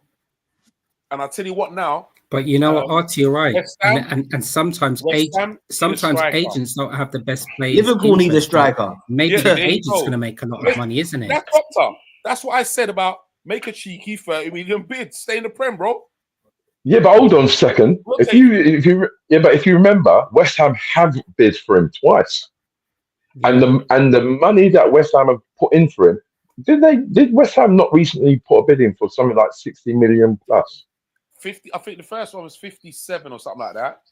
Yeah, 57. Now it's 68 or something like that. And so there is a market. So I go back. Actually, I contradict myself. There is a market for it. It's just a case of. If West Ham, it's about the club willing to play that money. West Ham have put a bid in twice. Yeah. So then it's one of those if he wants to go and play, it's a tricky one, isn't it? It's a tricky one for the lad. But it's a good thing for the lad because there's a good thing for the lad because there's interest in him and people are talking about him and people have seen what he can do playing a game. And in actual fact, I don't know how the Aston Villa manager has actually managed that because you've got a 21-year-old who's red hot and ready to rock and roll, but he's being frustrated on the bench, and you've got Watkins who's a senior pro who does the job, maybe doesn't score as much as he should do, but he's done wonderfully well to balance it and manage it. So CW says, I agree, Stoney. The harsh truth, not just in football, in all sports, money talks. Everyone plays for money these days. That's more life-changing. Not saying it's right, or rather legacy, but it's the truth. Sure. And you know, also on the flip side, what Chris was saying, right? We've all got our own career paths, our own profession. Some of us are self-employed, some of us are employed by other people, right? So if I'm giving an example, we're all working in a particular environment and we're earning a particular amount of income. If someone then says, I would like you to perform the same role, but I'm going to quadruple your salary to come and work with us, I think that presents a little question mark on a light bell to all of us. I just think so. It depends on where you're at in your life. Thank you. All right, I appreciate that. So he's at the start of his career. Why would you want to do that now at the start of your career? All right, let me ask you something now. Who does Oscar play for now? You remember Oscar from Chelsea?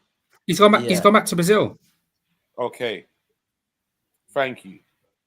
But do you remember even that? That's a beautiful example. But Oscar was in the same situation as Tevez. Was another one. He went. Yeah, when they went China, Went they set China. up all of their family. So he's nice now. Him and his family is nice, and they go back to Brazil. Same thing, Coutinho. Same thing with Neymar. Yeah, Neymar they're nice. played, I think, 12 games. That's And madness. and made something like 100 and something million. That's madness. 12 games. You get That's it. mad. Yeah, Hey, you listen, know what? You you can't. hear what Doctor said? Neymar, I rate him. Legacy. Neymar has already, his name is out there, bro. He's been in World Cups. He's done this. He's done that, bro. He's been at Barcelona. He's done. What's Duranda? Yeah. Like he went there, like he was finished. Neymar. Thank you. He was finished. That's the difference.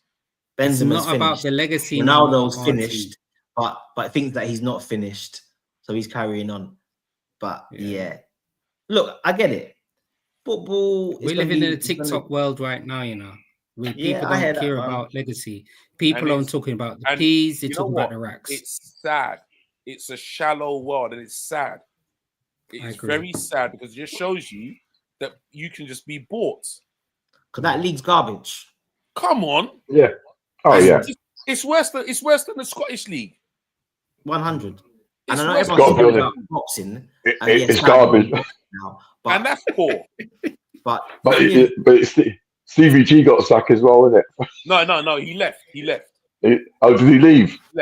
Stevie was appalling, though. Let's just keep it 100. He didn't leave. You know why he's no longer there? Because his daughter had the baby with them bad man. The gangster. I'm just putting it out there. There's something else happening out the road. I'm just saying. All right, before we wrap this up, gentlemen, even on the same kind of thing, there's been a lot of talk about this Krebs and Conan thing now. Have you not been following? Yeah. I haven't followed it enough, but okay. So they don't Krebs own and Conan now. It came out as Krebs and Conan have got this supermarket. All right. When people dug into it a bit more, it wasn't Krebs and Conan. They own 2%. Yeah. And it's these two Asian guys who actually run the business. Got the warehouse space. Right, it was warehouse space, and Krebs and Conan they got 2% out of it, basically invested. Right, they've been asked to come on board. All right, so the further thing now goes on now, where people are disputing now, so that people are saying once again about the money thing. So if they've invested 2% and it's something that's making them it's 2 million and they're getting 200,000 out of it, blah blah blah, then it's all good. But once again, it's the Asian man's business, and they're doing all tropical sun products and all this, and they brought you in to get the black pound. Yeah. Absolutely. So once again, all I'm saying is, once again, people could just nowadays. It's so easy to just buy people. Yeah. You need to stand for something, or you fall for everything. Yeah, it's true because when I first saw that, I was like, yeah, go on. Like I was really happy about that. You understand? And then I did remember thinking, who's this Asian brother in the back? Because I remember seeing the picture, I'm thinking, who's the Asian brother in the back? And I just thought, maybe just like a little silent investor or Saturn. Right. And when I did see that you own 2%, that's basically some like we're back on the plantation in it, and we got the field niggas and we got the house niggas in it. I've brought you in. You know what I mean? Yeah, I've come and approached you. Yeah. And my first thing is, why would you approach me, bro? Why do you need to approach me? Because of what I can bring to the because of do this. It's true. You approach me telling me about 2%, then you really don't my need reach. You don't need me. Yeah. If you come to me and say, "Oh, you know what, 50%, whatever," then I might be different. So then Krebs and Conan should have been upfront with that and said, we own 2% in this. But they've laundered it, especially like with the context of black businesses and black people not owning businesses. They've used that context to now blow up the thing. Yeah, that was blatantly misleading. 100. And they need to, For me, that was disappointing still. It was disappointing. I think you know what? I think Dr. B's right. I think if they would have averted it very quickly, they would have averted all this palaver that's going on with them if they were just transparent. If they was just honest in regards to what was happening, then I think people would have not been as harsh as they. I would say harsh, they've got as much negative press from it. When I think a big problem is nowadays is that people are just not transparent enough. People are just not honest enough. Yeah. Like just tell the honest truth. If you're there for the money, then you're there for the money. If people take umbrage to that, then that's their problem. End of the day, you make the decisions for you and your family, but be transparent with it. Yeah, it's false advertising, man. Gentlemen, before we wrap up now, big game this weekend. 3-1 Luis Diaz brace. Wow. Man didn't even wait for me to finish it. Shut down the haters. Bingy, you're one of them as well. Diaz was better on the list. Why is Darwin not starting? Because he's whack. That's why he's not starting. 3-1 Luis Diaz brace. Okay. I'm gonna leave Stoney till last. You know what Stoney's like with his predictions. You know what? I love the energy that Dr. B has given, so I'm going to go with that. I'm going to go 3-1 Diaz. Look at that. What? I love the energy, man. Okay. Love the energy. Diaz is going for it, man. CW says Bournemouth 1, Liverpool 2. Stoney. You know I'm shit. Like, I'm consistent. I'm rubbish, yeah, and that's why I'm not a betting man. If I was a betting man, trust me, I'll be walking out the road in like some lean up sliders and like wearing my brief and stuff. So I'm just putting it out there. So I'm going for that must be a pause. I'm going for 3-1 Liverpool, and I'm saying Dom and a brace for Cody. Okay, Bingy says 4-2, no Diaz goal. Mark is saying 4-0, Salah hat trick, Trent free kick. Look what Bingy's just said though, Artie, man. I know. He's mocking me, man. Nah, he's just saying that because of what Doctor said. No, look at Bingy's last comment though, Artie. Oh.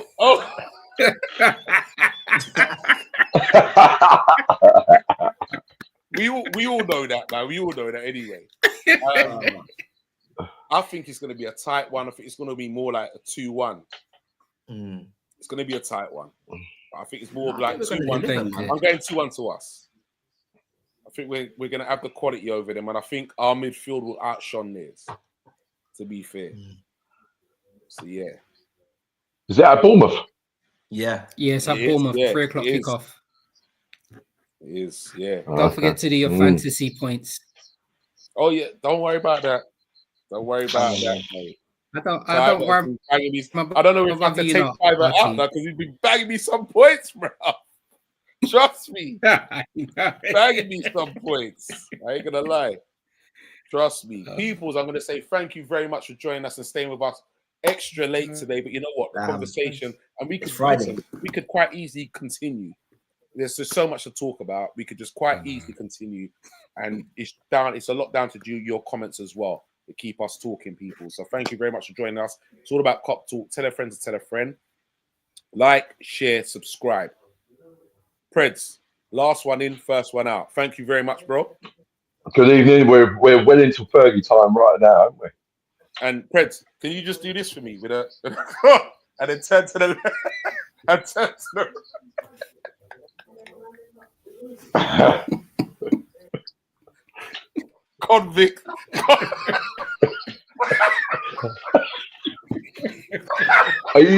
Is he trying to say that I've got a face for clown watch? Oh, mate, that's the convict to that. Convict 107051. The convict got locked up there. Doctor, my brother, listen, always a pleasure, my bro. Come on, man. Diaz, come on, Diaz. So I can shut up on them flipping Nunes supporters. Come on, Diaz. Press up, guys. He says 4-1 to Liverpool. All right. Okay. Stoney, my brother. Thank you very much. I'm good. You know what? In an ideal world, I could do some oxtail right now or some red pea soup. I know it's not going to happen, so I'm saying Thanks everybody for tuning in. Look forward to seeing you guys next week, Thursday at 10 p.m.